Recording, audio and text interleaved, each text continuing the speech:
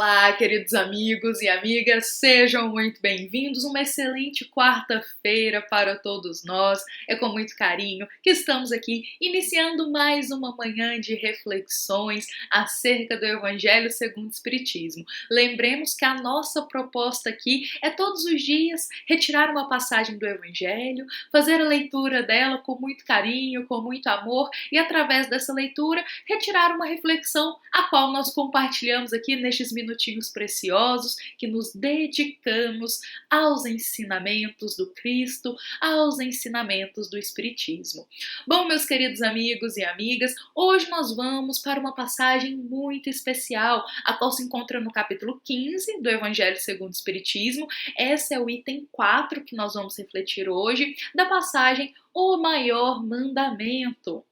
O nosso evangelho de hoje vai nos rememorar um trechinho que se encontra lá em Mateus, momento em que Jesus é interrogado pelos fariseus. Então vamos reler aqui primeiro juntinhos o que é esse trecho, e a nossa proposta aqui é entender qual que foi o contexto dessa conversa e tentar compreender qual ensinamento que ela tem para nós aqui hoje. Então vejamos o que o nosso evangelho nos lembra. Olha, os fariseus, ouvindo que ele, no caso Jesus, fizera emudecer os saduceus, reuniram-se com ele nesse mesmo lugar.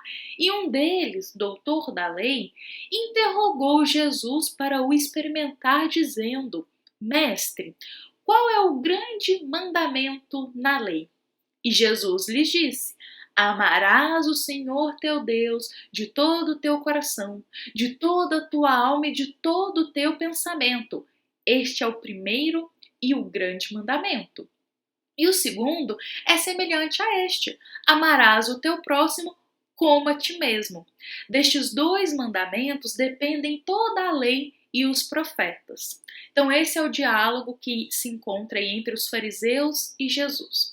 Então a nossa proposta aqui, vamos entender qual que foi essa situação. O que aconteceu para os fariseus irem dessa forma interrogar o Cristo? E olha que interessante, se a gente retomar lá o Novo Testamento, lá no Evangelho de Mateus, e olhar os versículos antes deste momento, a gente vai compreender todo o contexto. Então vejamos só, aqui os fariseus, eles se irritaram porque Jesus havia calado os saduceus. O que aconteceu então? É narrado pra gente que os saduceus haviam pegado ali Jesus e começaram a interrogar o Cristo quanto à ressurreição. Eles estavam com algumas dúvidas quanto à ressurreição, questão do casamento, questão se o homem vai falecer sem deixar nenhum filho, como que acontece essa questão de ressurreição. Então essas eram as dúvidas deles. E Jesus, ouvindo serenamente todo o interrogatório, todas as questões que os saduceus pontuaram quanto à ressurreição, Cristo os responde de uma forma muito objetiva, de uma forma muito pacífica e de uma forma muito clara.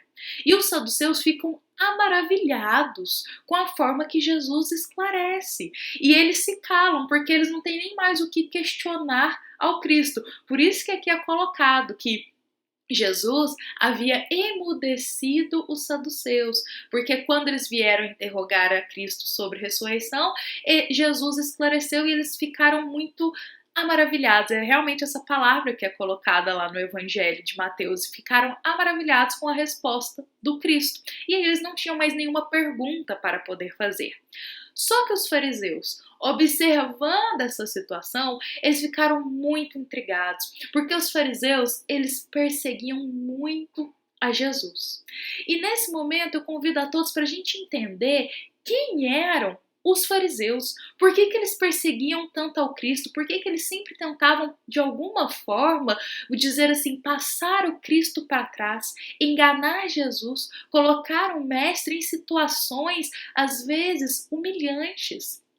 Vamos entender. Se a gente pegar o Evangelho segundo o Espiritismo, lá na introdução do nosso Evangelho, a gente vai perceber que ele vai se dedicar a nos esclarecer muitas questões. Quem eram os publicanos? Quem eram os escribas? E lá tem explicando pra gente quem eram os fariseus. E é nos esclarecidos que eles eram uma seita muito respeitada na época, uma das mais famosas, mais respeitadas. Eles eram uma seita formada por pessoas que se dedicavam a estudar as escrituras, a buscar compreender. Só que tinha uma grande variável aí que é muito interessante, que é pontuado. Eles eram muito respeitados porque eles passavam uma aparência quase que de santos, almas puras, porque falavam muito das leis divinas, falavam das escrituras, eles tinham uma pose de, como diria, né, de entendedores que sabiam de tudo. E as pessoas, às vezes, naquela época, um pouquinho ignorantes, um pouquinho leigas, viam aquela postura deles e respeitavam-os por isso. Só que eles apenas passavam uma aparência, eles não viviam as leis que eles estudavam. Ou seja, eles apenas aparentavam algo que eles não praticavam, que eles não viviam. Então os fariseus, eles se preocupavam muito com o exterior. Eles adoravam ficar observando o comportamento das pessoas e julgando elas. Eles mesmos, gente, não praticavam o que eles estudavam, o que eles liam nas escrituras, eles apenas aparentavam. Inclusive, quanto a isso, eu quero até destacar aqui pra gente que lá no Evangelho de Mateus, no capítulo 23, no versículo 3, Cristo falando sobre os fariseus, Cristo diz assim, olha, não façais de acordo com as suas obras, ou seja, de acordo com as obras dos fariseus, porque eles dizem e não fazem. Olha o que Jesus está falando aqui, que os fariseus, eles só falam, eles não fazem, eles não praticam o que eles falam. Então eles adoram dar ordens, adoram falar das leis divinas, adoram proclamar discursos belíssimos, mas eles não vivem um pingo das palavras que eles falam. Literalmente, vivem de uma aparência. Se mostram algo que não são. Então os fariseus, eles ficavam ali irritados com Jesus. Por quê? Porque o Cristo, tudo que o Cristo pregava, ele vivia. Tudo que Jesus ensinava, ele exemplificava pela sua conduta. E isso irritava os fariseus. Por quê? Pensa, eles só viviam de aparência. Aí eles começam a ver o Mestre, Jesus, aquele Nazareno que fala palavras lindas, que compreende a lei divina, mas não apenas fala. Jesus vive. Jesus vive a humildade, vive o perdão, vive o amor, vive literalmente a lei de Deus. E isso incomodava muito os fariseus, porque eles eram muito orgulhosos e muito egoístas. Por isso, gente, que os fariseus ficaram ali irritados ao ver Jesus esclarecer sobre a ressurreição aos saduceus. E aí eles foram lá e pegaram Jesus para o interrogar. Ficaram irritadíssimos e falaram assim, então Cristo, você está dizendo que você é o Filho de Deus, né? Que em muitos momentos a gente vê esses interrogatórios para com Jesus. Quais são as leis? Aí que ele vai, esse trecho que a gente trouxe aqui, que eles vão interrogar Jesus para o quê? Para o experimentar, para ver se Jesus realmente conhecia as leis divinas. E Cristo responde de forma belíssima, olha, o primeiro mandamento, o maior de todos, é amar a Deus de todo o teu coração, de toda a tua alma, de todo o teu pensamento. E aí Jesus diz, e o segundo mandamento é amar ao teu próximo, como a ti mesmo. E dessa forma, Cristo mostra para eles que Cristo entende das leis divinas, não apenas vive, mas ele entende. Ele entende e ele exemplifica, ele pratica tudo o que ele fala. E nesse momento, Jesus, após responder os fariseus ficaram sem resposta, não tinham o que falar. Jesus realmente mostrou ali que conhecia as leis. E aí se inverte a situação. Cristo vai e começa a interrogar os fariseus. Aí Cristo chama os fariseus e fala assim para eles, olha, A gente vê isso também no Evangelho de Mateus. Vou deixar aqui abaixo para a gente o capítulo e os versículos que acontece esse diálogo. Cristo vira-se para os fariseus e os interroga, dizendo assim: olha, o que vocês sabem sobre o Messias? De quem o Messias é filho? E ali rola uma conversa entre eles, em que os fariseus não conseguem responder a Jesus, eles ficam sem resposta para as perguntas do Cristo. Ou seja, os fariseus eram tão astutos em querer cobrar dos outros sobre a lei, em querer cobrar do próximo conhecimento das escrituras, das leis divinas, e quando inverte esse papel, no momento em que Jesus então questiona eles ficam sem resposta. Olha aqui olha só pra gente ver o que é dito para nós lá no Evangelho de Mateus, no capítulo 22, versículo 46, quanto a esse momento. Ninguém era capaz de lhe responder algo, nem ousou alguém interrogá-lo mais a partir daquele dia. Ou seja, os fariseus ficaram sem respostas e ficaram sem conseguir dar uma resposta a Jesus sobre o interrogatório que Jesus fez a eles. E olha que era uma pergunta básica: o que vocês sabem sobre o Messias? De quem ele é filho? E eles não sabiam responder, eles não tinham argumentos para isso.